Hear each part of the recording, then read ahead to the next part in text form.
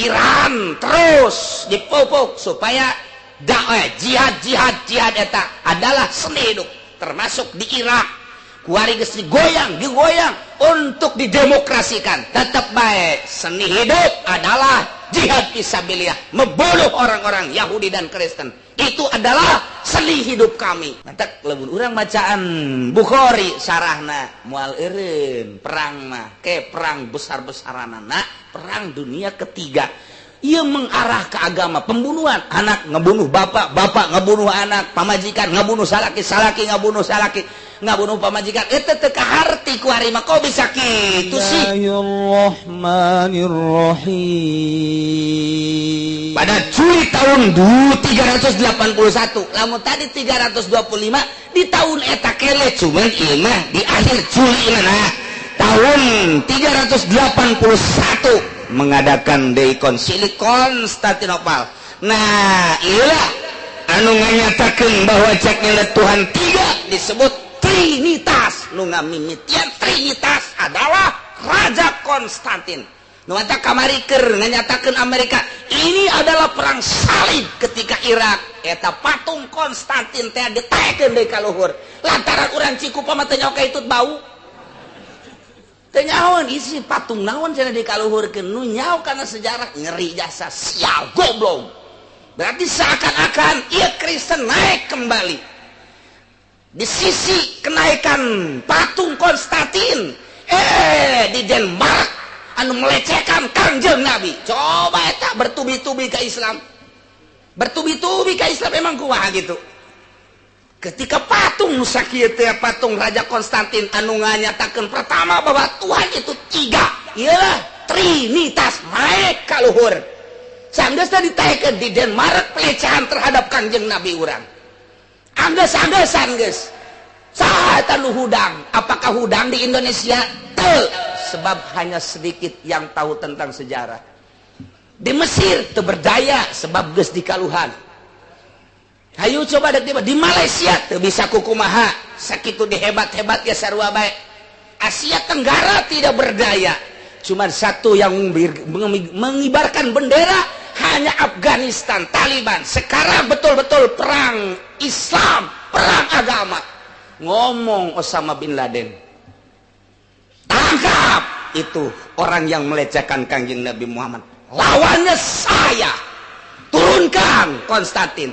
Belum saatnya ditekan selama saya dan anak buah saya dan bangsa-bangsa Arab dan kaum-kaum muslimin ini belum mati, tidak boleh diturunkan. Kalau diturunkan akan saya bom kedua kali Amerika. Turun nyaho kan cak aing nonton TV sia deuleu di mana tuh umumnya gara-gara ketipu biasa gegede HP be diceuli dua tapi bantunya nyaho sia tuh sieun Amerika Osama nang tangan kos kitik turunkeun deui teh tangkap orang tertangkap.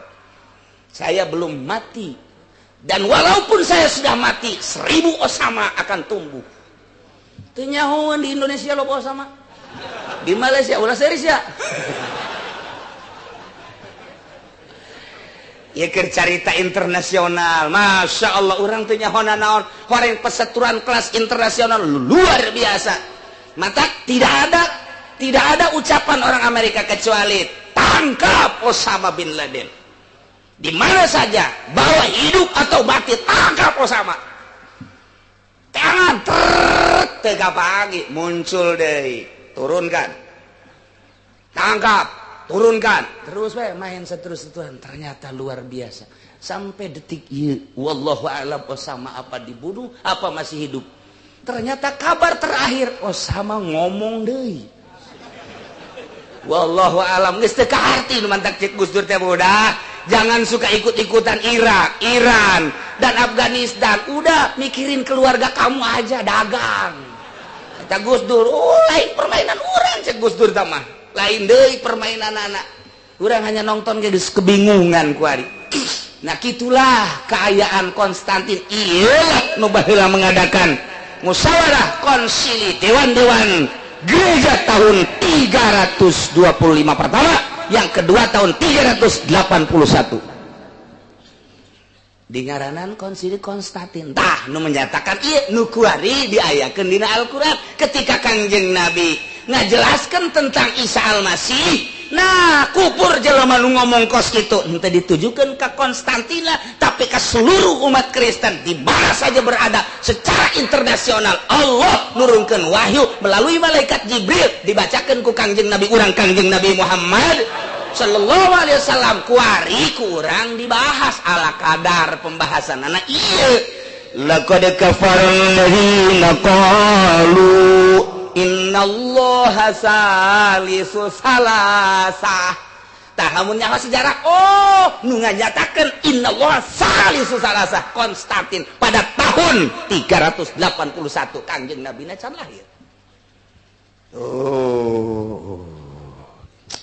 Ribut keneh bae unggal negara terutama Yerusalem lantaran Yerusalem teh deket Bethlehem tempat kelahiran Isa Al-Masih cek urang Yerusalem teh teu kaharti aing mah pangeran aya 3 gereja teh dewan gereja Yerusalem teh nentang terhadap keputusan Konstantin masa ya pangeran 3 ja pangeran mah hiji wah riweuh deui dunia teh Itali Roma Amerika Australia termasuk di Eropa di urang mah ye di urang encan kaambeuna naon saat eta mah masih kene cincoah-cincoah cepugu agama eta teh jaban harita mah di Indonesia teh can karuhan teh encan karuhan bahasa aya ge hiji ti Cina ka dieu tah ti Encek Hindu kelenteng-kelenteng laleutik mah eta teh jaban sakitu can aya naon di Indonesia mah can kukumaha encan kacarita. Nah mengadakan deui konsili dewan gereja anu katilu ngayalah konsili Nicea di Italia deui bae September tahun 381 untuk merubah tentang keberadaan Trinitas tadi. Tapi tetap lantaran main sogok teh kuat maka diadakan deui konsili itu Pairul di Italia kene tahun 756 Masehi. Besebelah dia tak 700 Pak setelah lahir Kangjeng Nabi urang Kangjeng Nabi Muhammad sallallahu alaihi wasallam. Kangjeng Nabi lahir Masehina 600 sekian. Nah ieu mah geus tahun 796. Tah didinya rada-rada geus ulah dipermasalahkeun cak para raja-raja jeung dewan-dewan gereja. Paus menyatakan bahwa nanti kalau Muhammad dakwahnya besar-besaran tetap saja kita ini sepakat sedunia seluruh gereja Katolik baheula teh nu pertamana awas hati-hati tetap satu suara Trinitas Tuhan 3 Tuhan Bapa Tuhan Anak dan Rohul Kudus. Maka dirubahlah dina Injil Bible nu asli teh tah Barnabas aya bahasa di Indonesia kan dengan bahasa kieu nya teh Bapa adalah Tuhan, Anak adalah Tuhan, Roh Kudus adalah Tuhan. Akan tetapi hanya ada satu Tuhan. Tuhan dalam 3 oknum ternyata hanya satu, ialah Tuhan Allah. Nyana nyebutna kan Tuhan Allah, Tuhan Allah. Gitu teteh. Dengan demikian maka tebuslah dosa-dosa hamba, tebuslah dosa-dosa murid, tebuslah dengan tebusan-tebusan Tuhan Bapa, Tuhan Anak dan Ruhul Kudus.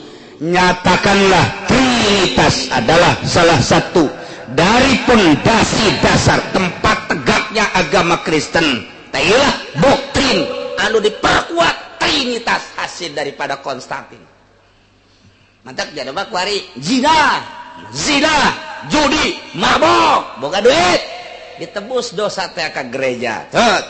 Tuhan Bapa, Tuhan Anak, Ruhul Kudus. Ada hamba dari Cikupa, tapi Cikupa juga perumahan bukan asli penduduk. Nah ini dia mohon dibebaskan dosa-dosanya dengan tebusan 1 M. Cak nu dijerotnya kurang, aduh tawar. Kuat naon jual beli dosa tolol aja sa.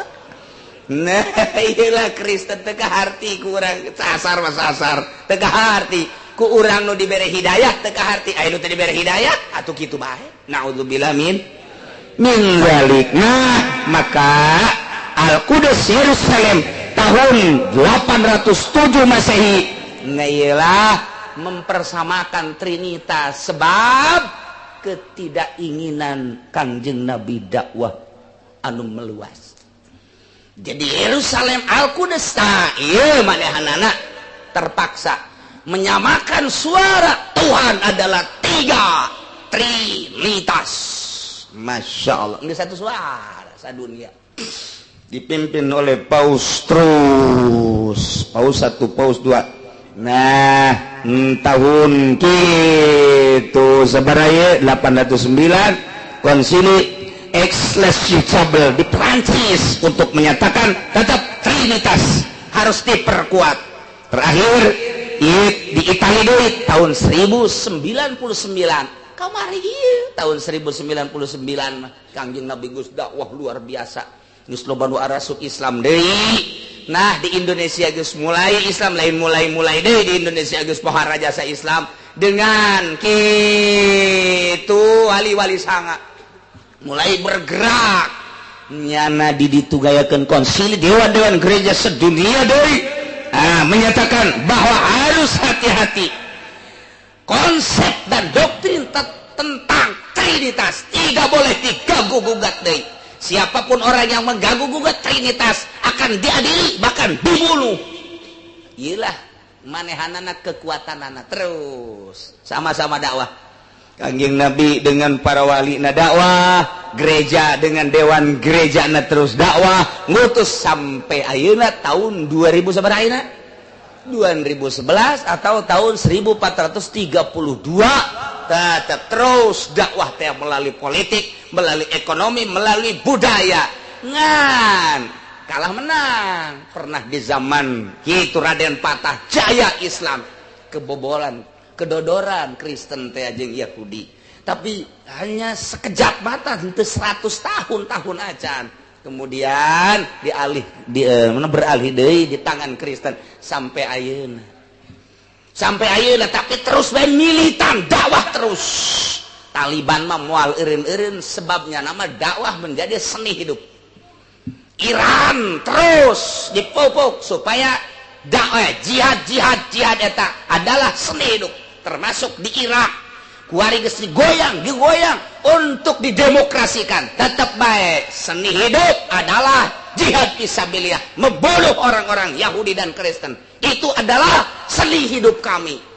Irak Iran kabelah dituna Siprus terus kabelah dituna itu nu kuari nu jelas adalah Taliban moal eureun-eureunnya nama geus dititipkeun ka anakna titipkeun ka insuna di sekolah di berbagai kegiatan-kegiatan satu hidup itu adalah dakwah jihad titik geus eueuh naon-naon nya mah asal neuleuh rambut pirang geus kakerta ieu mah asal neuleuh pirang bae percis ka Sodang Cikupa bae asal neuleuh pirang ini makanan saya ini Lampung nih iya Karim batur mah bisa kos kitu tah luar biasa istimewana ye boga ieu na ieu naon garang-garang gitu keyakinanana madak teureun-eureun terus we Amerika benci kelantaran hese ti baheula militan teh aya bae di Pakistan aya di India aya terus Timur Tengah aya sulit amat untuk mengembangkan asal berkembang tabrak kembang kombas maka diteroriskan.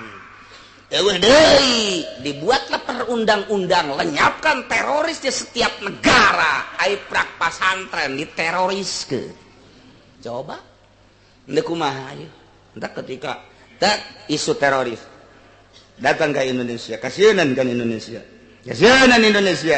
dialog dengan Menteri Agama bagaimana di Indonesia tentang teroris tidak ada di Indonesia tidak ada isuk-isuk muncul Gus Dur siapa bilang siapa bilang di Indonesia nggak ada teroris? Terbanyak di Indonesia. Tidak ada Gus Dur. Urang kersieun ke Amerika, besi dibom, nyebutkan banyak. Pandit apa di darah tangan? Ku wartawan. Gus, bagaimana itu jawaban nggak salah? Ya tuh nggak salah.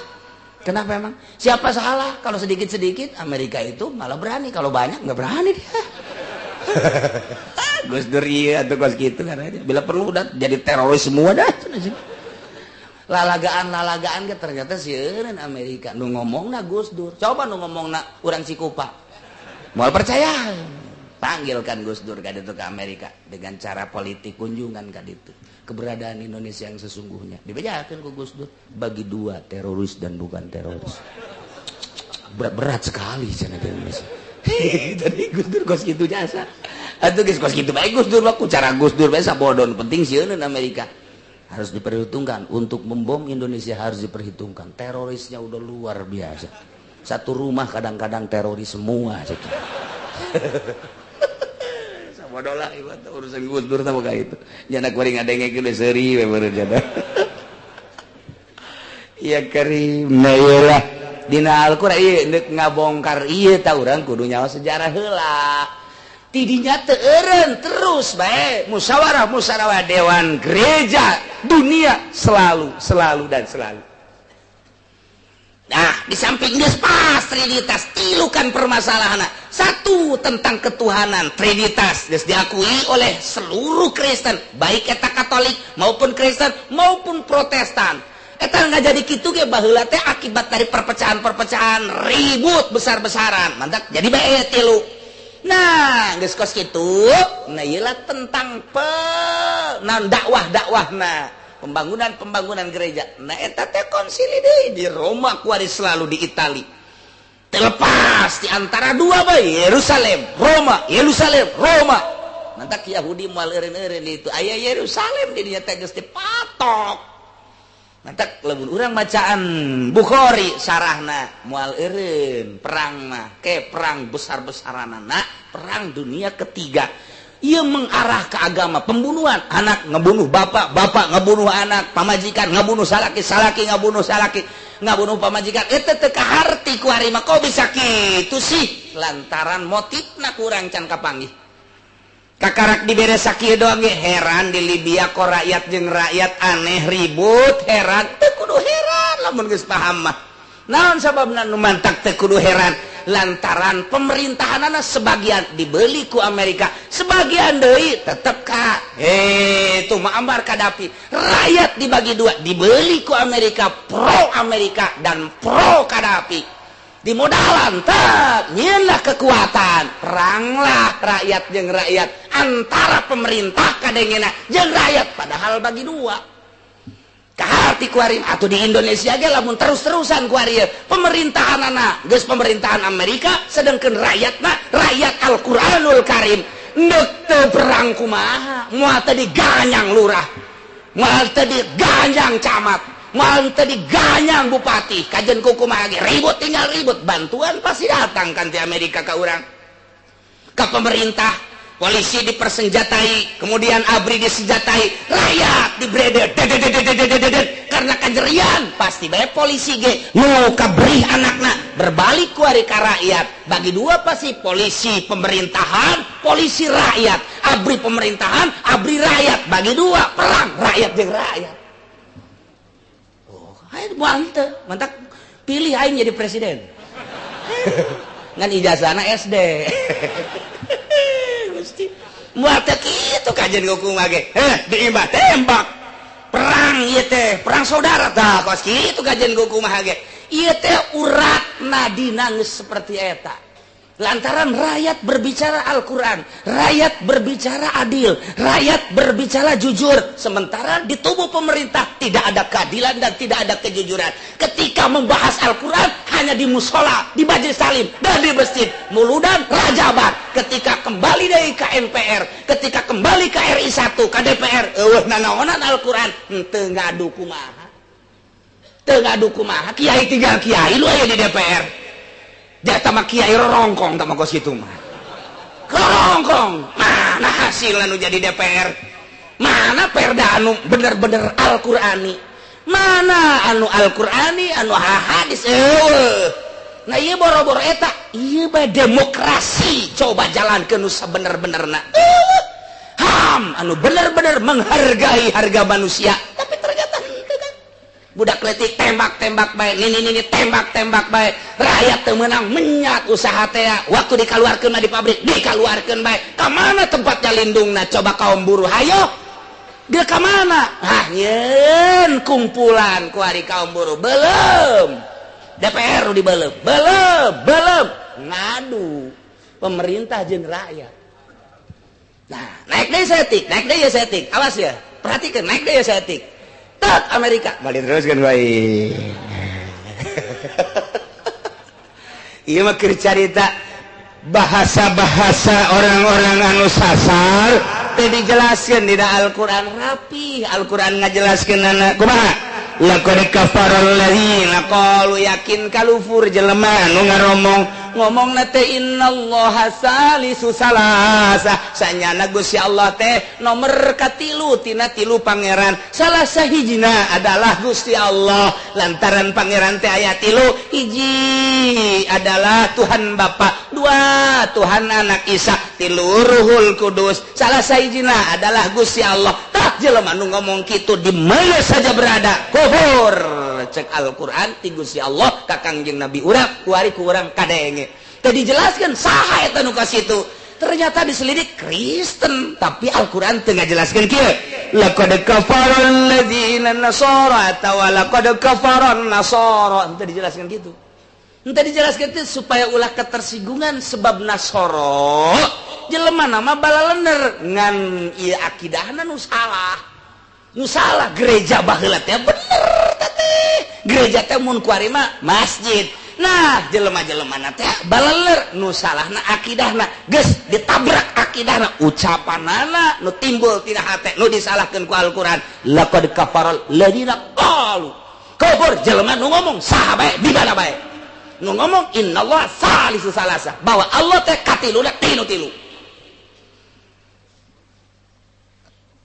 hiji Gusti Allah wal akharani Isa wa ummuhu sahaya wa hum firqatun minan nasara Nusturiyah Ya'qubiyah dijelaskan ku Gusti Allah hasil daripada konsili dewan-dewan gereja baik Roma Italia maupun Yerusalem atau Perancis dijelaskan wa ma min ilahin illa ilahu wahid teu aya pangeran anu asli mah illa ilahu wahid kecuali hiji pangeran layakne nu nyieun langit bumi katut eusina nu nyieun sorga jeung neraka nu urang bakal dikasorgakeun bakal dikanarakakeun nu nurut ka nyanehanana ka Gusti Allah ka sorga nu teu nurut bakal dikanarakakeun dunya nangieun Allah akhirat nangieun Allah hiji pangeran mah illa ilahu wahid urang mah alhamdulillahirabbil alamin mobil tepati boga motor tepati boga tapi akidah orang asli bener jasa nu bakal nuntun orang ka surga Gusti Allah subhanahu wa ta'ala kajeun nyana memewahan kuari kajeun memewahan kuari pabrik nu itu nu encek pabrik nu itu Kristen pabrik nu itu nu Yahudi hege mobil nu mewah nu saha nu Kristen mewah nu Yahudi mewah nu Katolik dan lain sebagainya dah batur mau di mobil teh tararis miliaran mobil lagi Masya Allah sebab otomatis orang mah naik sepeda ge kempes naik motor ge can anggeus kreditan anu maling deui riweuh jasa Masya Allah riweuh teh tapi orang boga akidah di jero hate bahwa pangeran teh Gusti Allah kuari nyana memewahan ke di akhirat tanya ku urang apa no? Engkau yang dulu punya pabrik ya? Iya. Ono apa kok? Neraka. Itu bagian engkau. Emang lu kemana? Wow, sana. Kemana itu? Itu neraka juga. Ya lewat neraka. Sana surga buat saya itu nanti. Kok bisa begitu sih? Lu kan dulu kerja di gua. Kerja di gua segala baru banyak sekarang udah bukan urusan kerja. Bukan urusan kerja. Dulu kan engkau nggak percaya Tuhan itu adalah Allah. Engkau makan Trinitas. Saya mah Tuhan itu Allah. Nih yang punya neraka dan sorga. Udah kok makan tuh neraka. Engkau mah orang bisa gitu dah. Waduh, kejem banget tuh karyawan gua katanya. Ayo geus udah naonan ge mah. Wow, tinggal bos, nggak mengerbek bae di neraka lantaran pangeran nyana salah trinitas pangeran anu bener mah wa ma min ilahin illa ilahu wahid wa illam yantahu amma yaquluna lama ilayya massanna alladhina kafaru minhum adzabun alim wallahu alamu bimorodihi wa illam yantahu lamun bae manehanana henteu eureun henteu kacegah teu nyetop ama yaquluna tina akidah nu kumanehna diucapkeun teh minat taslisit tina ming telu ka pangeran nucaknya nate Allah tasalisu salasah kahiji tilu katilu hiji na adalah Gusti Allah nyana teu eureun kituna awas mun teu eureun boga akidah model kos kitu la yamassannal ladzina kafaru niscaya yakin bakal dikeunaan jelema nu kufur model kitu azabun alim siksa nu pohara nyeri nah bakal disiksa di dunia kadang-kadang disiksa nu jelas lah di akhirat di akhirat dibeuleuh jadi kerak neraka ujian gehengnya nah jadi areng mata kuari orang tenang-tenang bae kajeun lah moal kebel ieu moal kebel urang nikmati bae hirup mendingan bari ibadah sapeda bawa kempe sapeda butut motor butut heueuh masalah gedean teh tunggu si awak di akhirat batur naik mobil mewah ulah kabita si awak sanajan kabita ge sia maka kekuatan dengan sakikeuna engke bae ngahibur diri bae geus kitu bae urang capek naik sepeda eureun handapan tangkal kayu gede tapi ulah tanggal caringin nis jadinya awak tuh batur mun naik mobil eueuh nu niis di handapan tangkal pan sia mah tuh nikmati kanikmatan teh Allah beuh ieu angin sepoi-sepoi sing hade bae besi aya buah ngaragag tenang hibur hate urang tapi lamun jelema ngaji basicna ieu pasantren kemudian ngaji terus diperdalam komo datang ke bener-bener makrifat ke Allah dunia teh sampah naon nu kuari diudag-udag esok sore diudag kemudian datang ke salat acan bahkan nipu segala rupa bahkan kaditu riba dan lain sebagainya geus loba dunia ngawujud jadi istana ngawujud jadi gedung ngawujud jadi ruko ngawujud jadi mobil ngawujud jadi sawah dan lain sebagainya keur bojona ambalaya loba dicabut urang teh paet sup apa aya nu dibawa rugi ka bina-bina mun datangkan teu ibadah ka Gusti Allah tapi lamun nu ibadah ada dia isuk pagi ketoge ditinggalkeun naon begitu datang malakal maut naon nih malakal maut nyabut Jawa gegeran pan hayang gegeran nu dipake kemelang jauhna naon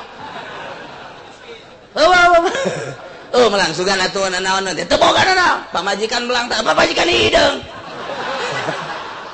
geus teu melang sawa sakali malaikat ge tenang nyabut teh mah bukan tenang kanina nya cekeun geus gegeran kula mah atuh kabajikan ngenten teh tapi orang berebas cekeun lah tenang masyaallah kalem tah eta paeh nu ngeunaheun teh kos kitu nikmatnya kemelang naon sebab ruko teu melang ya teu gableng mobil teu gableng nah atuh geus kemelang tapi lamun bae urang ngabangun segala rupa begitu datang ieu sa malakal maut rek naon atuh tugas kula keula malaikat mit lah atuh mit cekeun emang naon pake kemelang cenah geus ruko nu di Belaraja deket flyover di dinya tah cenah cek malaikat taon deui sawah nu di ditu di Kawidaran ada can bel eta mah jauh sawah dinya sawah mencong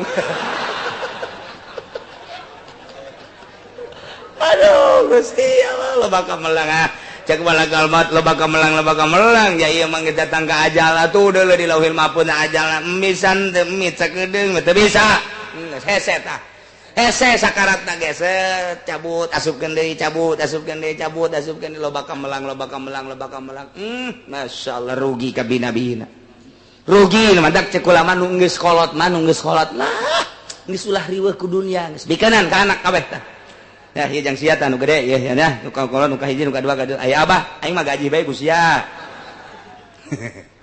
atuh abah ulah riweuh sapira abah mah aki-aki jeung nini-nini geus ulah riweuh abah mah geus ulah urusan dunia kuring mah kieu bae ku sia jalankeun ngan kauntunganna jang abah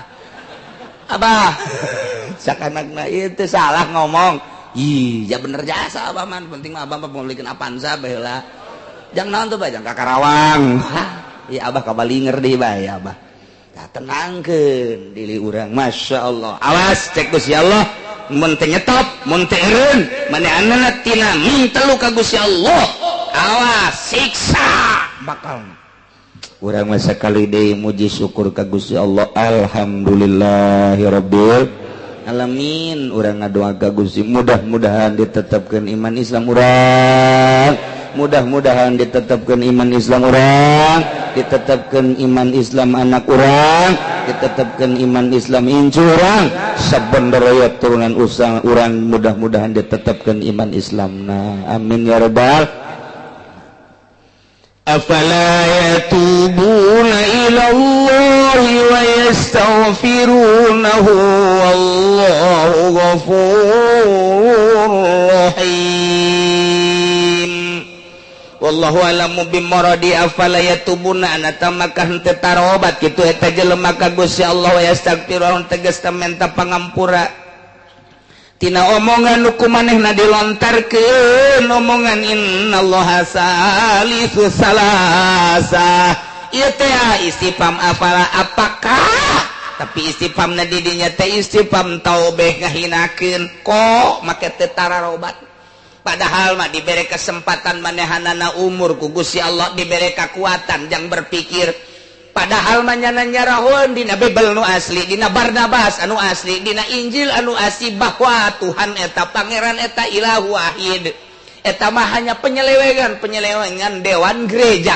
menyelewengkeun bahwa pangeran teh trinitas teh eta teh apakah teu tararobat janya namanya Paulus teh nyahoeun keaslian Injil nu kuari nyahoeun keaslian Injil dewan gereja nu aya di urang ge nyahoeun nyana kana keaslian sebagian lamun nyana maca nu asli nyahoeun kana keaslianana buktina nu arasup Islam tina agama Kristen Matius teh kemudian Nastur teh kemudian Alexander teh nu arasup Islam di urang dia sabaraha tokoh Kristen nu asup Islam nganyatakeun penyelewengan Injil oleh dewan gereja termasuk Bapak Sudomo nu baheula ngembangkeun gereja nyana tanda tangana tapi nyana asup Islam nyana nganyatakeun dewan gereja yang sesat menyelewengkan Injil yang asli Tuhan itu satu Allah subhanahu wa ta'ala Sudomo ya Allah ya Rabbi Masya Allah nah mantap ke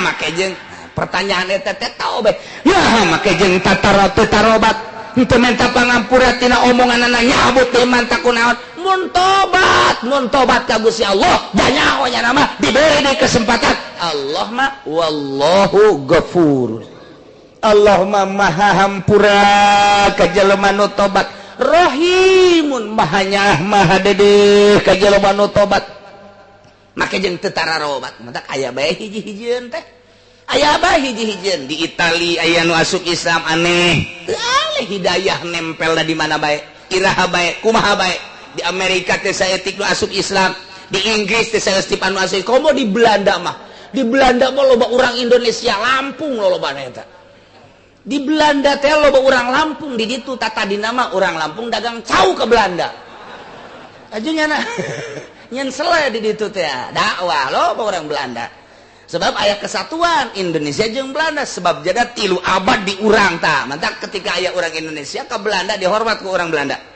ditanya ku nyana ngomong ku ari ge kamu dari mana Indonesianya saya di Cikupa oh Cikupa iya hanya mah tuh encek tama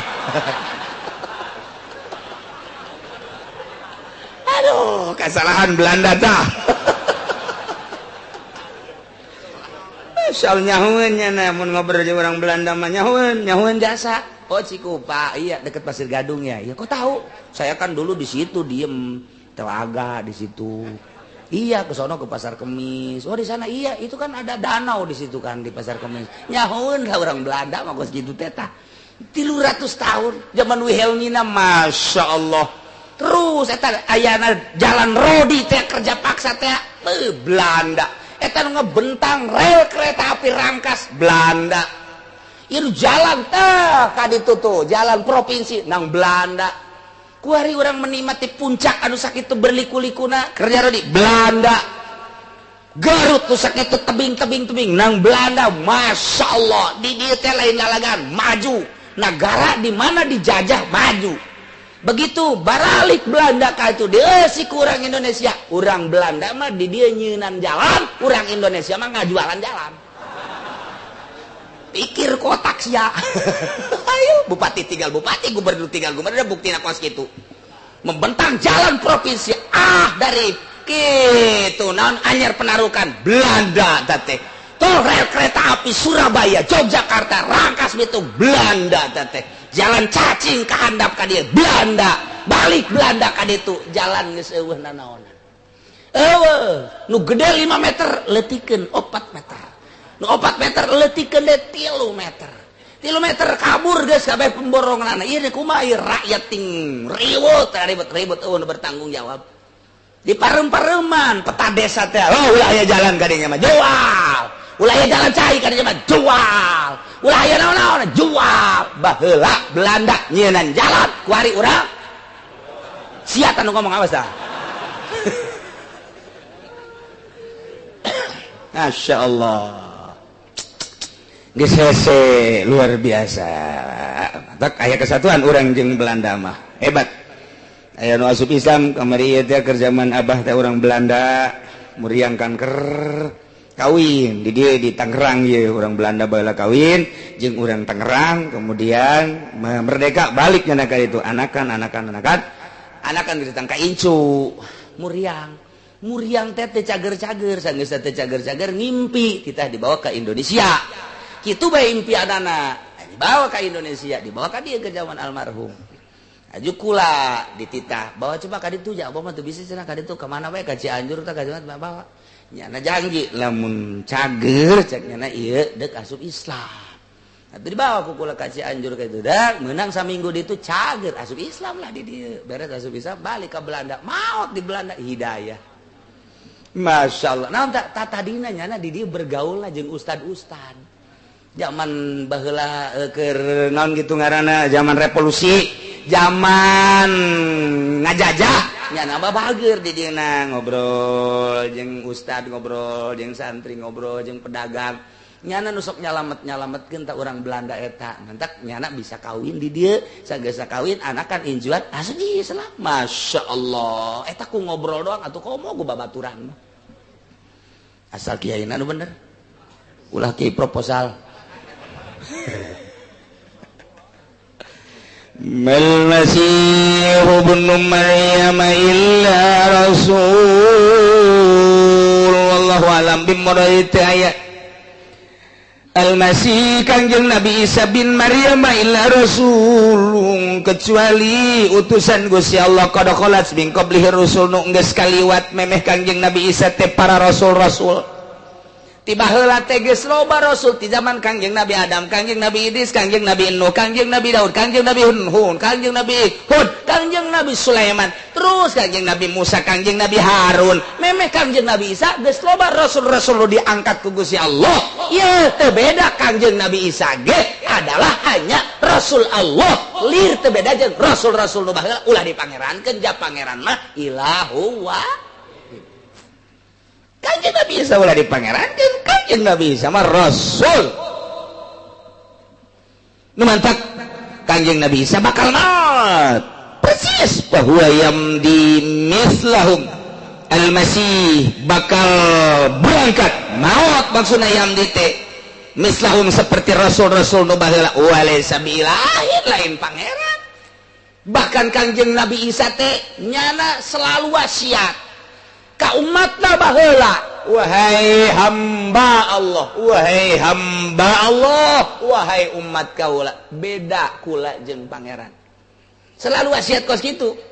Kula lain pangeran, hamba Allah ngan dibere keistimewaan mujizat ku Gusti Allah.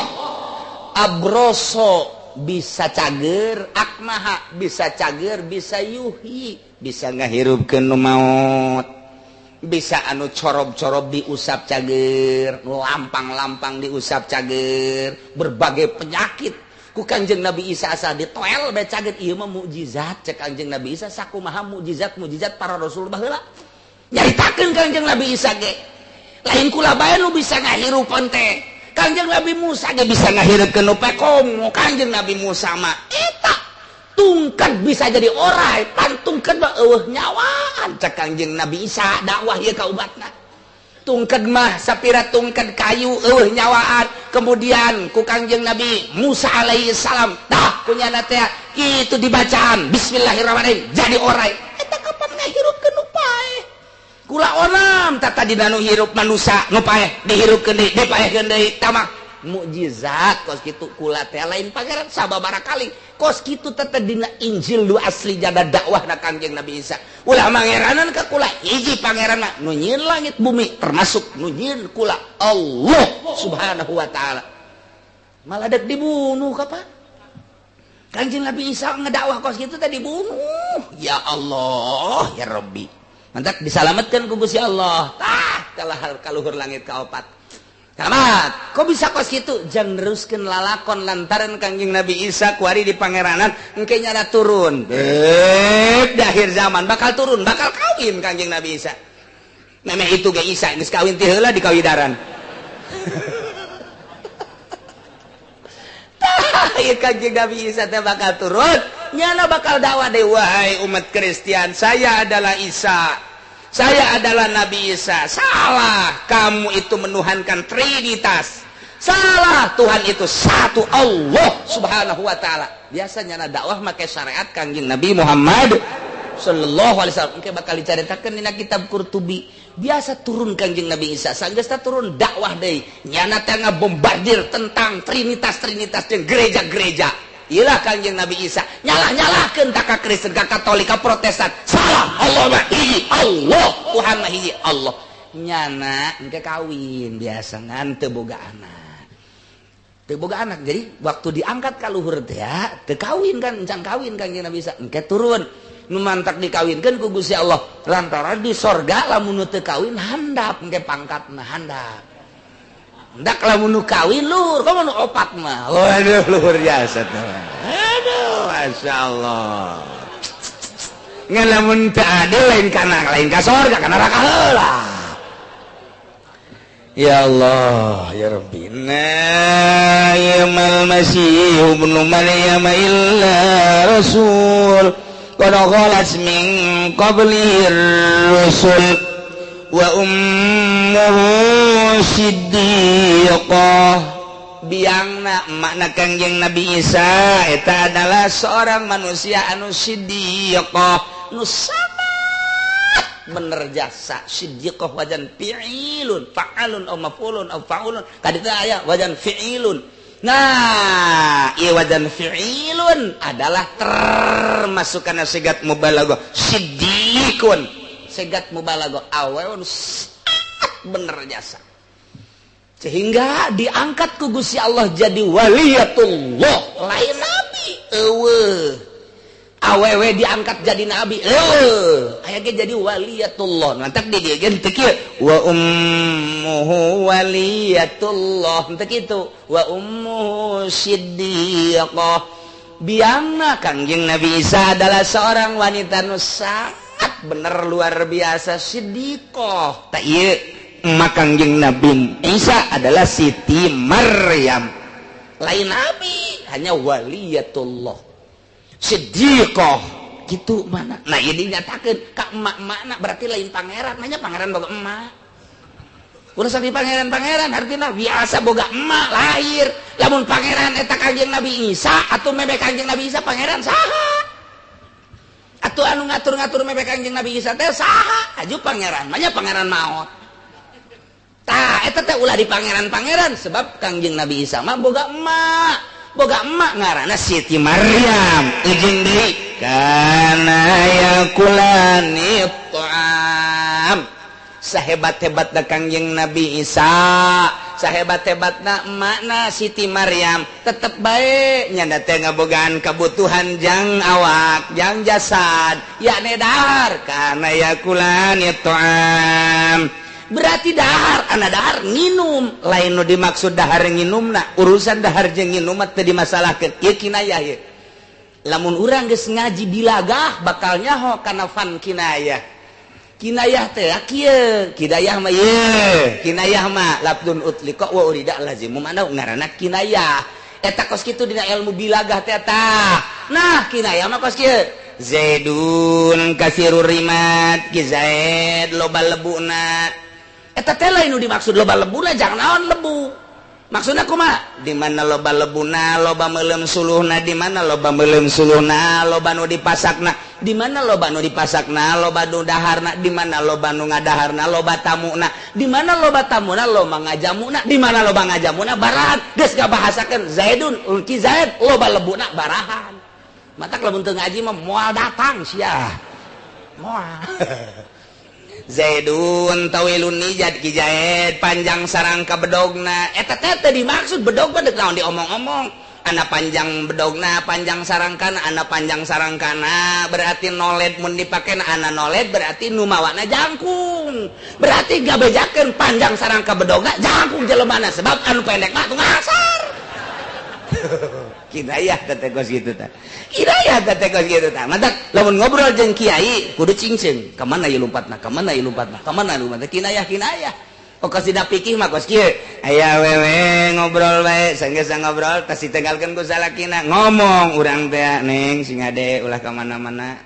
emang kunaon kitu loba nu hayangeun ulah ka mana-mana loba nu hayangeun eta kinayah loba nu hayangeun aya nu hayangeun sahasin wayangeunna engke bae lah ku bageus idah bae sahasin sebenarnya engke bae ku bageus idah bae ka eta teh aya nu hayangeun teh ulah newak nu eueuh eta bae tanyana tah eta karana kinayah kos kitu teh eta masyaallah osok orang ya osok ngomong eta mah deuk di kamar geus baju deuk dipinjem lah jauh-jauh eta kinayah kene sarua kan boleh dipinjem mun deuk dipinjem lah jauh-jauh amat atuh geus we kanyana bae pinjeunna sarua aja gitu iya ge kinayah kana yakulani ta'am aya Kangjeng Nabi Isa jeung mana teh sok ngadahar lain nu dimaksud ngadahar urusan ngadahar mah teh mah eueuh masalah tapi di mana-mana dahar pasti nginum di mana-mana nginum jeung dahar berarti manehna ngising jadi nu dimaksud mah ngising sia ulah mangeranan ka Kangjeng Nabi Isa sebab mun mangeranan ka Kangjeng Nabi Isa nya sok ngising mah pangeran ngising panjore coba lamun ditanyakeun duh Pak assalamualaikum salam pangeran aya teu aya kamar nuju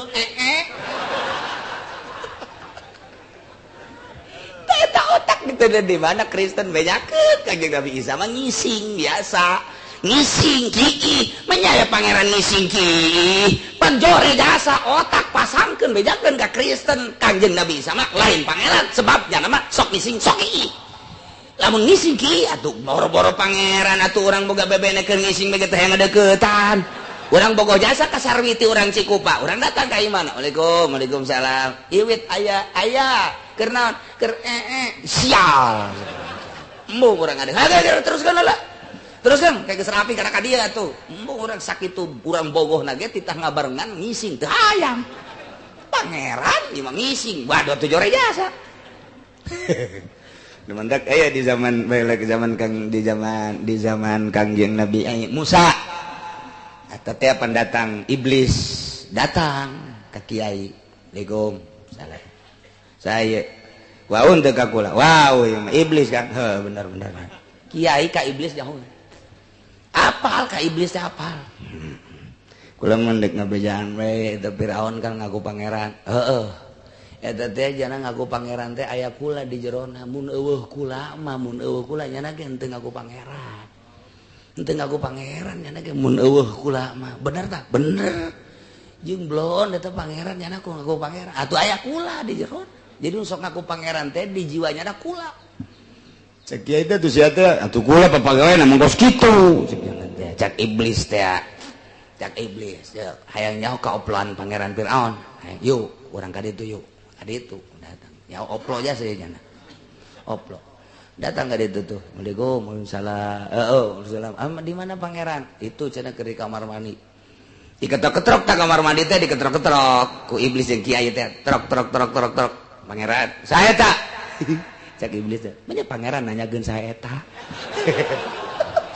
oplokan ataupun pangeran ieu ya cak kitu teh heuh bener cak kiai teh makana tapi lamun kura aya tadi jero nyana bakal nyaho kula coba cak kiai teh asup tah si iblis ka dinya tak asup terus ditambah ku kiai teh sakade ketrok eta ketrok trok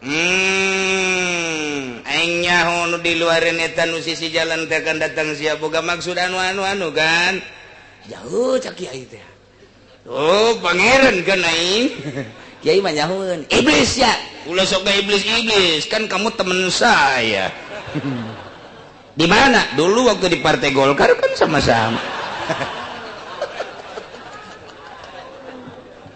Masalah iblisnya kos gitu tadi batak ngetrok lawak cak eta pangeran teh sata gara-gara kula nyana nyebutkeun saha nya pangeran saha eta jaheunya makana da ieu teh ya kulani ta'am cek ahli bilagah mah geus kateropong dahar nginum lain nu dimaksud dahar nginum lah masih bagus kene dahar nginum mah pan muntas dahar tas nginum paling kekuatan sampai 2 poe pannya ngising nya pangeran ngising.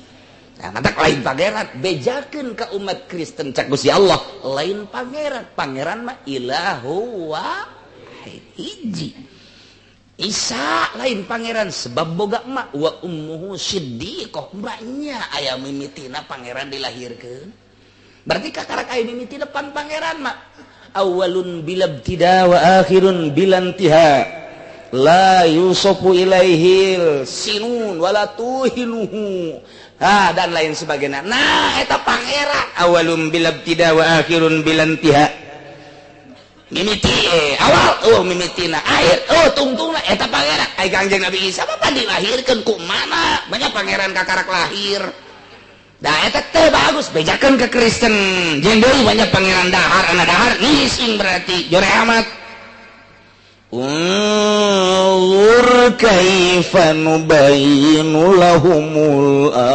ayat Unzur tingali ku anjeun Muhammad heran amat kumaha kaula nu agung ngajelaskeun ka para Kristen ka para kafirin kana ayat-ayat menuduhkeun kana sipating tunggal kaula sumanzur anna yufakun tuluy ku anjeun tingali Muhammad kumaha dipengkolkeunana eta para Kristen anil haqi tina hak makiamil burhan bari aya dalil dina kitab Injil teh geus ngajelaskeun bahwa pangeran teh hiji nyana nyahoeun tapi kapan dipengkolkeun ku kaula hakikatna mah berarti meunang Gusti Allah Subhanahu wa taala ulah riweuh urang mah sakadar dakwah daekeun jeung henteu daekeunna Allah mata kula mah sabodo teuing bae daek bae ngadaekeun nang Allah lain nang kabehan lain bapak-bapak ibu lain nang Allah ngajelaskeun nu sabenerna daek bae ku Allah didaekeun teu daek bae ku Allah diterima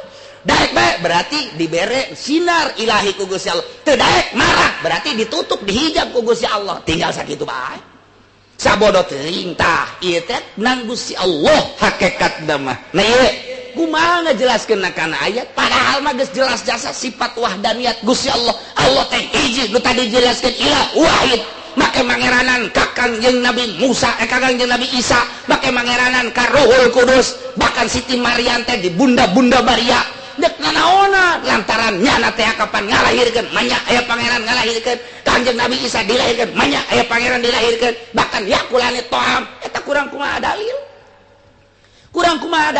manya pangeran ngising panggeus dijelaseun bari dina Injil geus dijelaseun hiji pangeran mah nu matak taajub ya heran amat penjelasan Gusti Allah geus ngajelaskeun kana kabeneran Allah karena kesalahan ucapan-ucapan Kristen tapi toh terus bae datang ka kuari. Heran amat geninganan jelema-jelema teh ketika diberi aturan-aturan nu bener teh daek balalener. Heran amat jelema teh bahkan loba anu teu bener teu kudu heran eta teh hakikat nama meunang Gusti Allah Subhanahu wa ta'ala. Tinggal urang mah bersyukur, urang mah alhamdulillahirabbil Kanjeng Nabi zaraitum hilal dzilhijjah wa arada hadukum ayudhiya fal yumsik an syarhi wa barihi.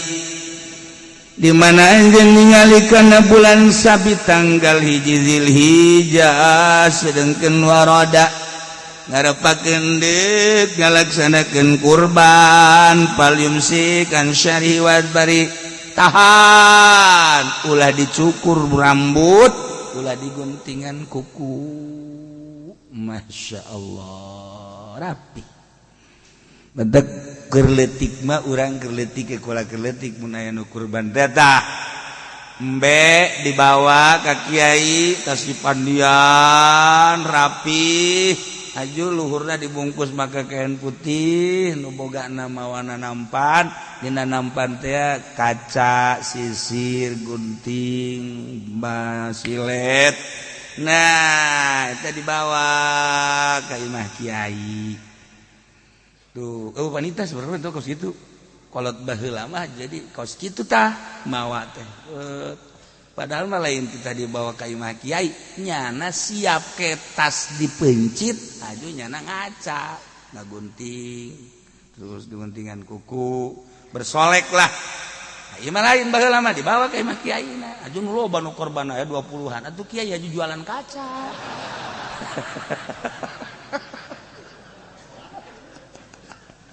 Masya Allah bisa tuh kolot baheula ya kula leutik kene ge masih teh kos kitu teh turun temurun barang ka dieuna loba dihelah henteu bagus sih sebenarnya kos kitu persiapan baheula mah dibawa ka imah kiai lantaran nyana ngahadiran mencitna dinya beres dipencit tah eta teh akan dingaranan tah ku kiaina dibikeun deui tah geus dipencit tah ieu sia kacana tah guntingna tah gunting kukuna geus geura mandi ka ditu baheula mah kitu jadi rapi geus atuh kulantaran dibalikeun deui dilaksanakeun kuari mah tangkorak kiaina teu ngabalikeun jadi ku kiaina dipendem sisir gunting segala macam kebal-kebal jadi tukang cukur teh kiai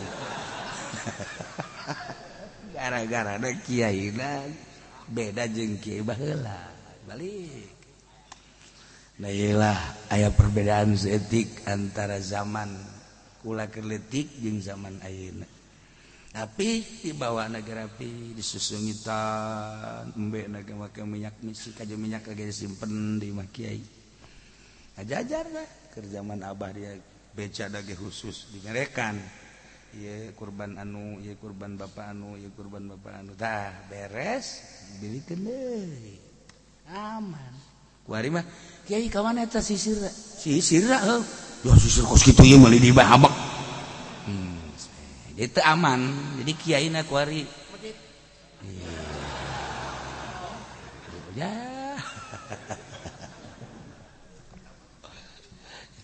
Masalah keur carita perbedaan kamari ieu keur leutik jeung ayeuna.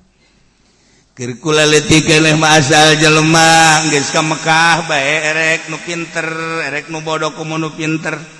Asal geus balik di Mekah bae ge masyaallah masyarakat asal geus ka Mekah bae eta Jumatna jam 10.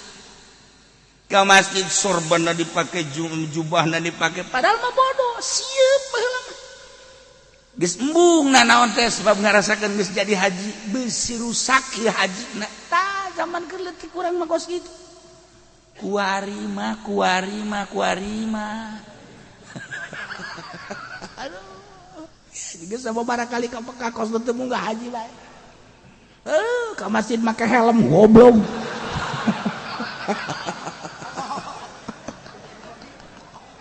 Kadang jadi hoti bah teu beres. Sia sakena gegeraan bae. Masyarakat seserian we lain ngadengekeun khutbah seserian naon sia? Ngaca bos. Orang make helm gegeraan eta gara-gara khotib anu sok dibayar di kota kos kitu teh kejadian kepohoan gegeraan bae ke helm sudah ya kurangnya gua dilaksanakan ya. Ingat-ingat gua ya, bagi anu dek korban di bulan haji sagedeung deui. Hit haji, tanggal hiji ulah nyukur. Ulah ngegunting kuku. Siapkan. Naon kitu ngaranna kepasrahan urang ka Allah kurban. Nu paling hese mah lain kurban hewan, horenganan kurban nafsu. Lamun di syariat ba kurban teh kurban hewan mencit hewan tapi dina ilmu tasawuf mah nu paling berat teh ngorbankeun nafsu kahayang urang teh ieu teh dikorbankeun sehingga ulah ayana naon hiji bae Allah taala eta korban eta mah hese. Urang makan tedek ngorbankeun urang. Hayang baju tedek dikorbankeun hayang baju nu harga 500.000. Hayang samping nu harga 5 juta. Bau budak. Tedek dikorban-korbankeun tak urang. Korbankeun ganti. Eta tadina tamer ganti gajah lari.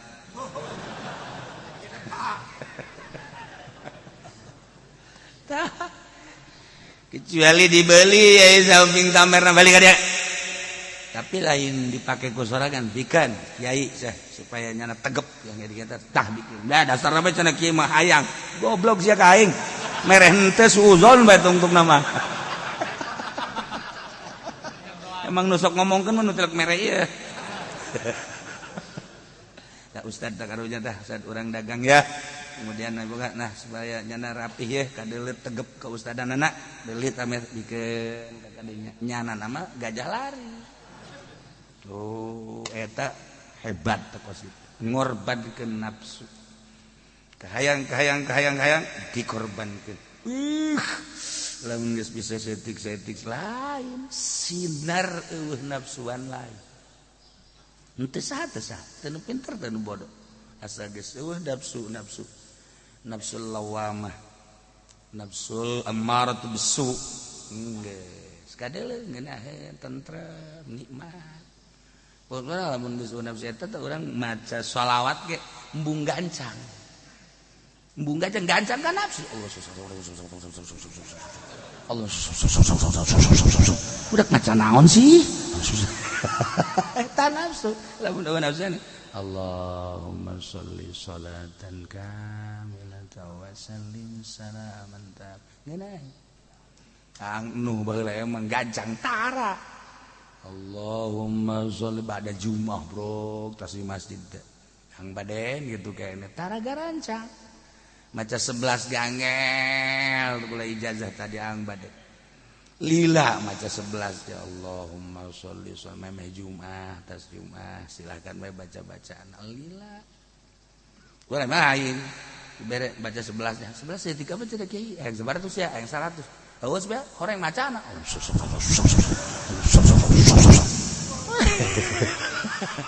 kacaraon sih tapi teu maidokeun make nafsu makos kitu ke lamun geus teu make nafsu karak Allahumma sholli sholatan kamilatan wa sallim salaman taman ala sayyidina Muhammad teu make nafsu mah karasa ngeunaheuna maca sholawat engke urang renungkeun keagungan Kangjeng Nabi renungkeun mandak berzanji teh lain sakadar dibaca tapi direnungkeun akmalan nasi khalqa wa khuluqan zati wa sifatin saniyah marbu alqamati abyadallahu mimusharraban bihumrat zaza batin hilaliyah terus kurang di naon kitu ngaran dibayang-bayang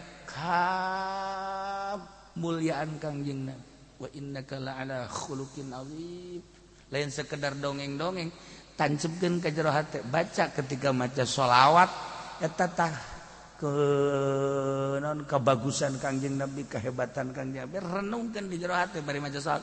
Allahumma sholli sholatan kamilatan wa sallim. Emang dititah kos kitu. Ditoriko mah kos kitu. Tangke langsung urang kabayang Kangjeng Nabi bisa kapanggih. Mimpi minimal. Mantap lamun urang maca sholawat haju reup HS eta hebat. Wih. Kena ngimpi. Ya lamun lamun teu HS makan mal ngimpi. Ngimpi bareng maca kakarak tilu da geus heuai. Asana ngimpi aing ya. Allahumma sholli. Lain ngimpi paeh mah budak. Ya, sok baca sholawat ulah pakai nafsu, haju bayang-bayang. Bayang-bayang. Jero kolbu. Ke karasa ku sorangan. Karasa ku ulah asal baca sholawat. Ya Allah. Ngan eta kikituan teh babari ngomongna hungkul. Orenganan kudu bari dikorbankeun nafsuna, ulah kahalangan. Tetep lamun aya nafsuna mah moal ngeunaheun.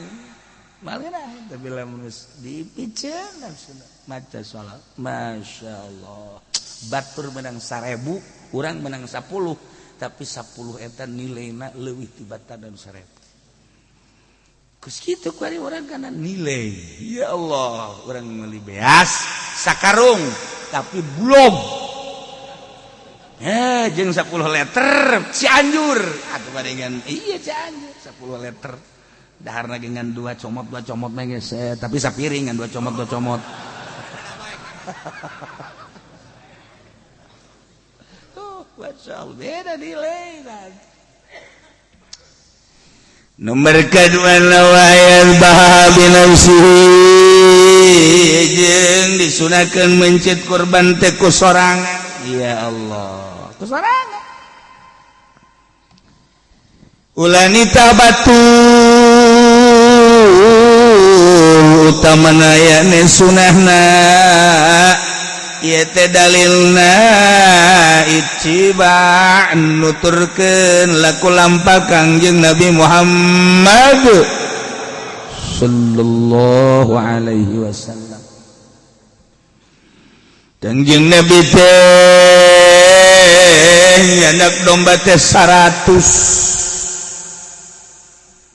nu dipencit ku Kangjeng Nabi 63 sampean anu katuhuna ditumpakeun ku Kangjeng Nabi kana beuteung embe leungeun kencana padangan kencana nyepengan kana tandukna bagian handapna aju pesokna langsung digereselkeun geus kabayang kan ku urang sok gere bayangkeun ku urang sampean kencana nendet ka ditu pandangan kencana nyepengan kana hulu embe ieuna ditumpakkeun kana beuteung embena manatin gagahna bayangkeun gagah kan mencit sorangan 63 gereser set gereser set gereser 63 emang teu make tanaga. Ya Allah urang mencit tinggi ceklan ngamuk sia riweuh emang ada geus si eta mencit embe. Mencit embe bae salembur nyahueun kabeh. Masyaallah awas ya, obah-obah si awas ya. Si ade. Capek emang ngadengena ge. San 63 hiji bae riweuh urang. Anjing Nabi mah 63. Ya Allah ya Rabb. Aya nu naron sahabat tuan make jeung cuman 63 dijawab ku Kangjeng etalah batasan umur kaula. Nu mentek dina ayat idza jaa nasrullahi wal fath.